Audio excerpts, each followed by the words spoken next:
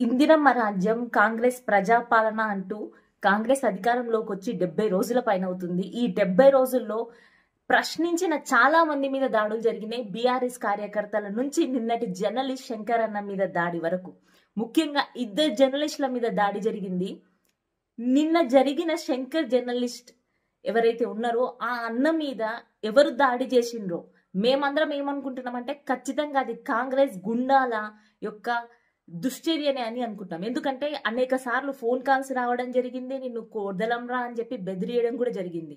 నిజంగా మీది కాంగ్రెస్ ది ప్రజాపాలనే అయితే ఆ నిన్న జరిగిన దాడి వెనకాల ఉన్నది ఎవరు? ఆ చేపించిన వాళ్ళు ఎవరైతే చేసిండ్రో వాళ్ళ వెనకాల ఉన్నది ఎవరో కనిపెట్టి బయటికి తీసుకొచ్చి శిక్ష పడేలాగా చేస్తేనే మీది ప్రజాపాలన అవుతుంది. లేకుంటే రేపటి నాడు ప్రజల మీద, ముఖ్యంగా ఇది ప్రజాస్వామ్యం మీద దెబ్బపడినట్లయితుంది.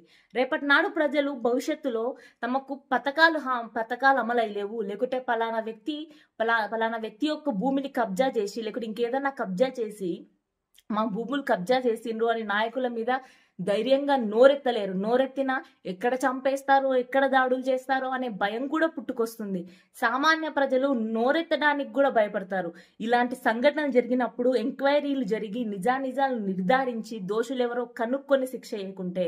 కాబట్టి కాంగ్రెస్ ప్రభుత్వం ఏంటంటే ప్రజలకు ఒక భరోసా కల్పించాలి, ఇది ప్రజాపాలననే అని చెప్పి భరోసా కల్పించాలంటే నిన్న జరిగిన శంకరన్న మీద దాడి జరిగిన వ్యక్తుల్ని కనిపెట్టి వాళ్ళను ప్రజల ముందుకు తీసుకొచ్చి వాళ్ళ వెనకాలన్నది ఎవరు, దాడి చేయించింది ఎవరు, దాడి చేయడానికి గల కారణాలు స్పష్టంగా తెలుసుకోకుంటే ఖచ్చితంగా ఇది కాంగ్రెస్ ప్రభుత్వమే చేయించిందని నమ్మాల్సి వస్తుంది. కాంగ్రెస్ ప్రభుత్వంలో ప్రజాపాలన కాదు కదా, ప్రజాస్వామ్యమే లేదు. రేపటి నాడు ఇలాంటి దాడులు ఇంకా జరుగుతాయి, ప్రజలు ప్రశ్నించే హక్కును కోల్పోతారు, భయంలో బతుకుతారని చెప్పి మేము గట్టిగా నమ్మాల్సి వస్తుంది. కాబట్టి కాంగ్రెస్ ప్రజాపాలన అనే ట్యాగ్ లైన్ కి నిబద్ధతను నిజాయితీని నిరూపించుకోవాలి. తమ ట్యాగ్ లైన్ నిజమని నిరూపించుకోవాలంటే నిన్న జరిగిన దాడి వెనకాల ఎవరున్నారు, వాళ్ళ చేయించిన వెనకాల ఎవరున్నారు, దాని కారణాలు ఖచ్చితంగా తెలుసుకొని శిక్ష పడేలాగా చేయాలి.